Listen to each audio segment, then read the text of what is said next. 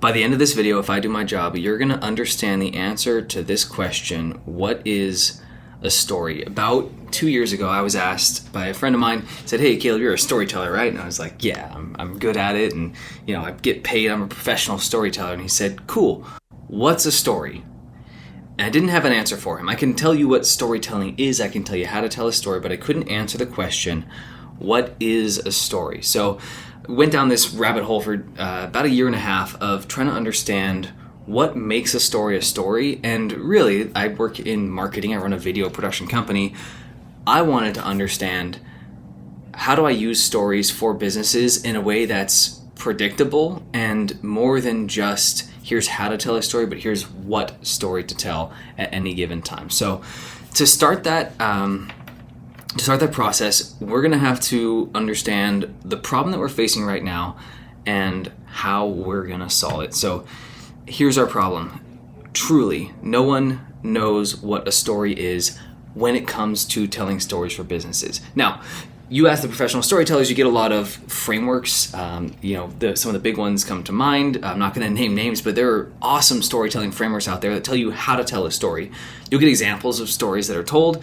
You even get really good systems for storytelling, but very few people can define what a story at its core is. And when you get that definition, it's often done from a Hollywood perspective. My background is in filmmaking, and we defined story. There's a book by Robert McKee that's fantastic called Story. And it kind of answers the question, what is a story? But it's not applicable for marketing and for business operations, and really for that sort of human-to-human, real-world communication. So what's missing there is that clear picture of the science of storytelling. That's what we're going to fix. In this video, we'll show you what the science of storytelling is and then how to use it for your business. So, 3 things that are not going to work, but they're helpful to know. First is storytelling frameworks. StoryBrand comes to mind. StoryBrand's awesome. Donald Miller is a genius, and the system works really well. The hero's journey is another example, right? So that's fantastic. That's a framework that tells you how to tell a story, but it doesn't give you the science of what story to tell, why to tell it, where to tell it, and who to tell it, when to tell it, and what it's going to do for an organization.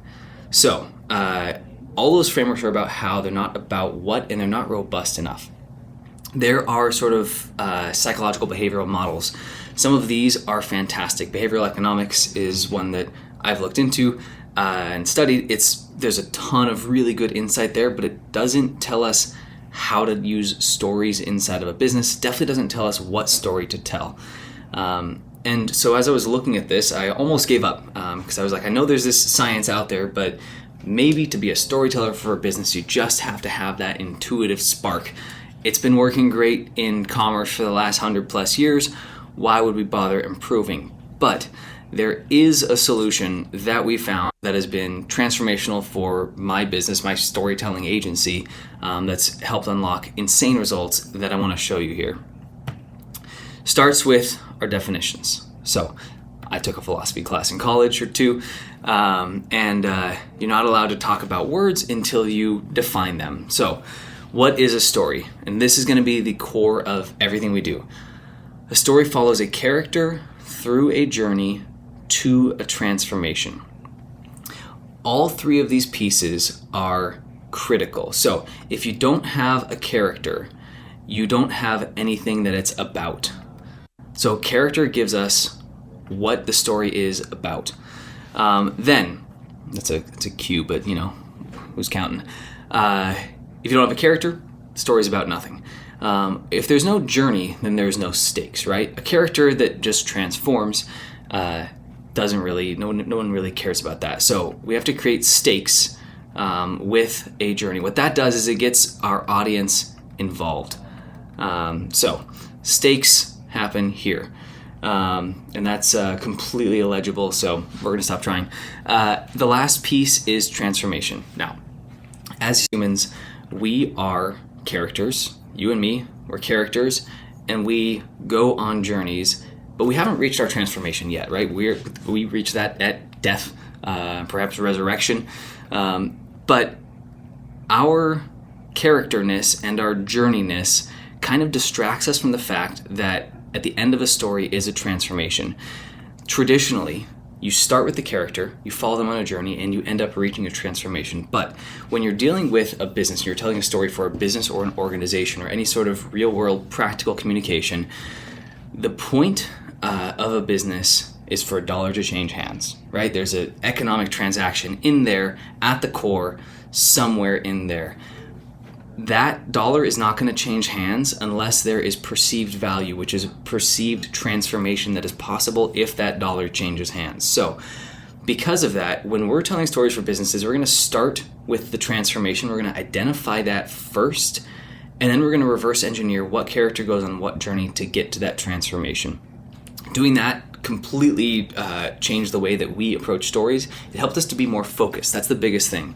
When you start with the transformation and you have the right character and right journey, there's no extra bits to your story. And because we're talking economics, we're talking a transaction, we're talking about a communication between an organization and their partner, their customer, their employee, not wasting time is it's a valuable thing to our audience. So we're gonna start with the transformation, reverse engineer our character and our journey.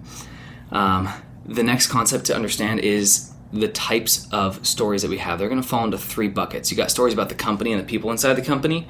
You got stories about the product, and you got stories about the customer. Each of these has their own types of journeys and transformations. And because of that, these are helpful categories to think about when we're looking at stories for businesses. So, story follows a character through a journey to a transformation, and we have three buckets of characters that create these three types of stories for businesses. Now, a lot of what I'm talking about is only applicable for business. This is not meant to replace the art of storytelling.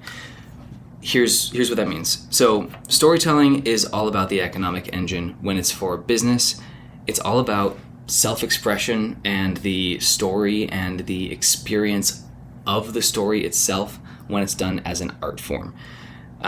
My business is we hire artists to use their creative skills to tell stories for businesses, but what we're talking about here is all about helping businesses. But the storytelling that's done for businesses has one thing in common with storytelling as an art form. We use it to modify human behavior. At the end of the day, if you're in business, if you work with people, your goal is to change what they're doing, change their behavior. Storytelling as an art form, we know that it does that. Storytelling for business does that as well. So that's the one thing that is in common between storytelling for business and storytelling as an art form. If you want to tell stories for the sake of stories, that is an awesome career. That's not what we're talking about here. All right.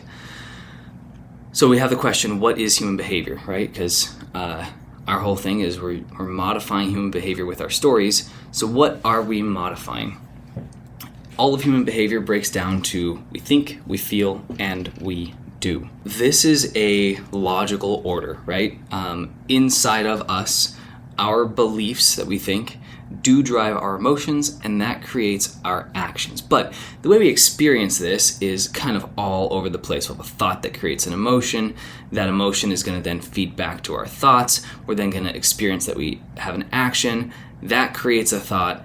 That's going to create another action. That's going to create more emotion. So the map of how this is actually experienced is a little bit messy, but at its core, philosophically, this is what a human is. We are thinking beings, we are feeling beings, and we are doing beings. So understanding that is going to help us understand what the right type of story to tell is, and we'll get into how that works towards the end of this video. Now that we know what human behavior is, we have to look at what we can do with stories for business. And this is it. Stories can help businesses drive awareness. This is people didn't know about the business, now they do. They can also do conversion. Conversion is taking that awareness and turning it into a dollar. Stories are really good for engagement. Now, if you look at social media, you think, hey, engagement is this sort of imaginary thing we made up and we all have to do it now. Really, it's no different than throwing a tomato at a performer in the 1800s or the 1600s. Engagement is all about interaction with an audience which is all about audience building. So stories help us build an audience. They also help us retain clients. I like it. If you ever bought a car and you take it to the mechanic and you say, hey, should I keep the car or should I get rid of it? The age-old response is it's cheaper to keep her. It's the same way with clients. If you have a client that's already spent money with you and there are opportunities for them to spend more money, stories are a great way to bring them back. Perception is something that I like to use this word instead of the word brand, because perception is all about how people feel about you. When people talk about brand at the core, that's really what it is, right? What's the feeling people get after they walk away from an interaction with you? Stories for businesses are really good at shaping that feeling and shaping that brand perception. Differentiation is the next thing that we can do for business with story. You may have a business that isn't different in its product from your competitors, but you can use stories to help people understand what they're going to get with you that they're not going to get with anyone else. Or if you truly have differentiation in your product, use a story to help people understand that you are different from the competitor. Education is a great one. It's one that I'm kind of most excited about personally. Education is all about the information that people retain when you want them to retain it. So we talk to clients all the time, like, hey, I've been talking to my employees and my vendors, and I'm trying to get them to understand this information. And I keep beating them over the head with the information, and they don't get it. They're not retaining the information. That's probably because the person that you're trying to educate doesn't understand the value of that information to them, and they're not going to understand that until you tell a story that helps them see how this piece of education is relevant in their life. The second that happens, they're in. They're going to pay attention.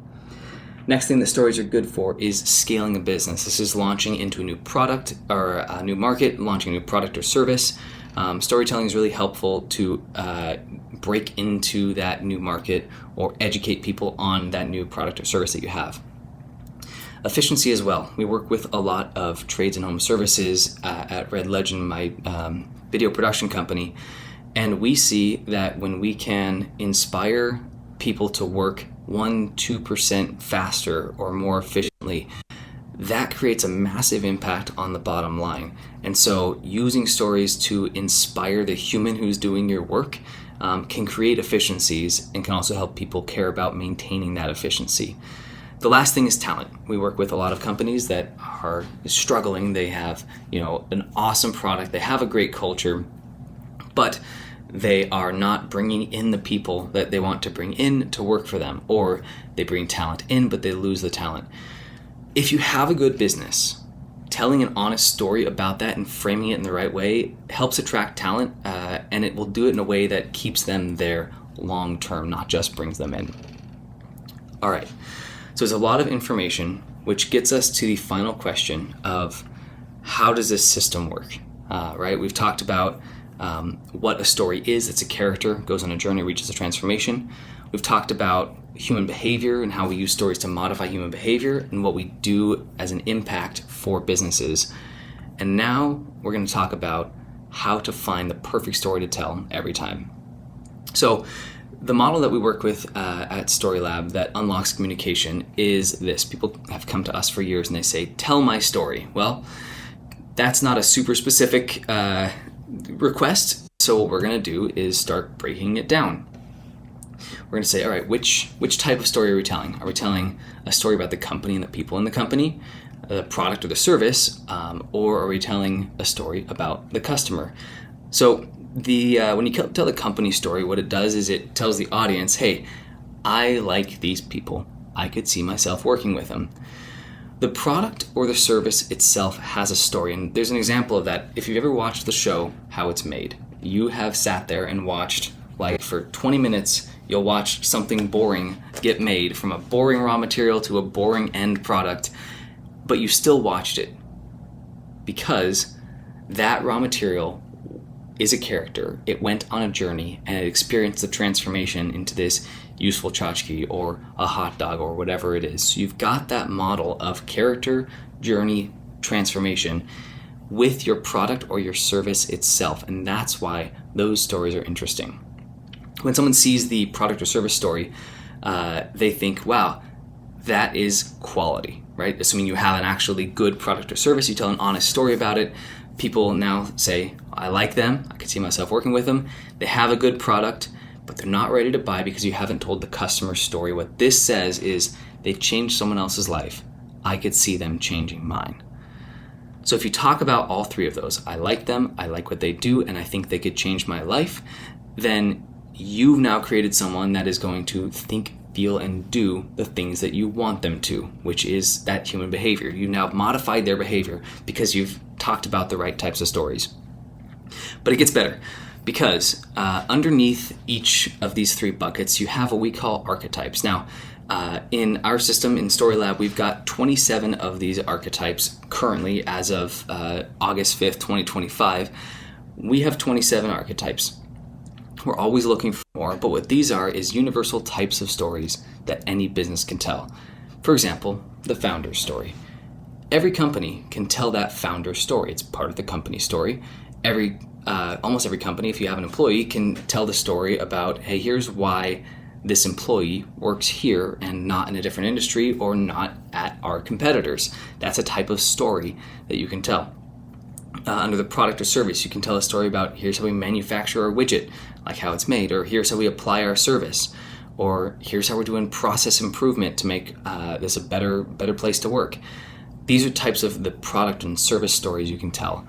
Then the customer stories. Obviously, we've got that customer testimonial. Hey, I'm so-and-so, and I worked with this company, and they changed my life after taking me on this journey, and here's how they did it. That's a great customer story. You've also got stuff like the customer referral story, which isn't, hey, I'm Joe, and I worked with this company. It's, I'm Joe, and here's why I sent my grandma to work with this company, and here's how they changed her life. It's a little different than the customer testimonial. It's a super powerful story. You've got stuff like, community impact. What are the downstream impacts of the work that a business did? That's part of one of these customer stories. What we've done is take all 27 archetypes and break them down into beats. So the beats in a story are this happened, and this happened, and therefore this happened, but this happened, therefore this happened, right? You've got all of these moments in a story that are, in a perfect world, connected by the therefore and the however, right? So this happened, therefore this happened, however this happened, therefore this happened. What we've done is map out all of these stories. If you remember this founder's story over here, here's the basic outline of how that story goes. I'm so-and-so, and I had a problem. I went to buy a solution, but no one sold the right solution. So what did I do? I thought about, should I start a business? I decided to. Here are the obstacles I faced. Here's how I overcame them, and we started the business. So you got this character and journey and transformation in those 9 pieces in that story. It's a simplified version of it, but virtually every founder story follows that general outline. What we've done is break down all 27 into their usually a couple dozen beats inside that story, so that when we are crafting a narrative, which is multiple stories together, we can pull the pieces that we want from the right stories and tell them to the right audience. So, as an example, let's say we're trying to tell a story to achieve one of these goals back here. Let's say we're trying to create awareness and conversions, and we're using a TV ad to create that awareness and conversion. If we're back over here and we say, all right, well, we have this, this customer transformation story. That's a great story to tell for, running an ad online or on the television. But let's say we use that process improvement story, and you're trying to get people to, call you out to do their plumbing, right? You're a plumber, you've got an ad on TV, and you talk about how you're constantly improving your process and your technology. That's a pretty useless story to tell if you're trying to create conversions. But if you're trying to attract talent, that process improvement story says, here's how we make our company a better, safer, faster place to work, so you go home with more money to your family at the end of the day if you work here. That's an awesome story for attracting talent. So it's really all about finding the right goal for the business and then picking the right couple of stories to weave together into this narrative. That's what we teach you to do in our Unlock Communication cohort and in the Storylab system, is find the right story to tell. And we do it with these 27 different story archetypes hundreds of video templates that we're building out. And these video templates are expanding now into templates for emails and templates for social posts, templates for any sort of copy or website you're going to write where you want to tell the right story. We break those down and map them back to these 10 strategic results, right? Because everything starts there.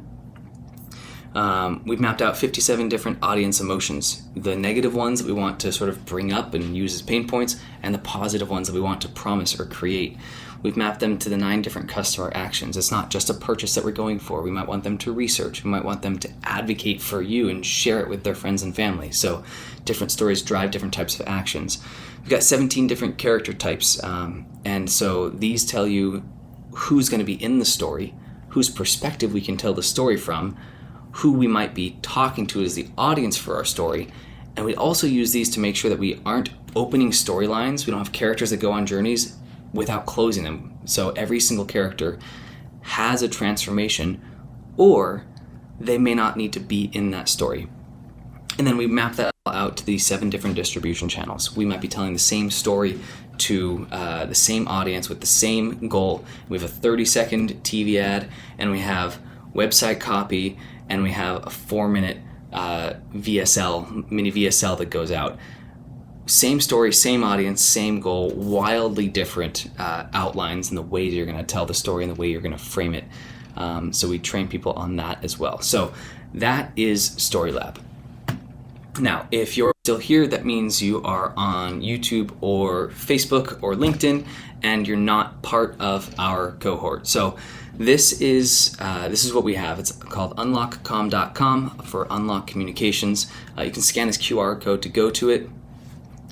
It's ridiculously cheap. We've got clients paying us thousands of dollars to consult with them, but I want to change the world with this information. So we've got that whole system mapped out in a database that you can filter and use to find the perfect story at the perfect time. We've got that database in there. We've got a weekly training call where I take all of the questions and real life scenarios and help people find multiple stories and put them together in a nice narrative. We've got a weekly course module, so something similar to this video where I'm going deep onto a particular topic or a type of story or a concept that is helpful to understand.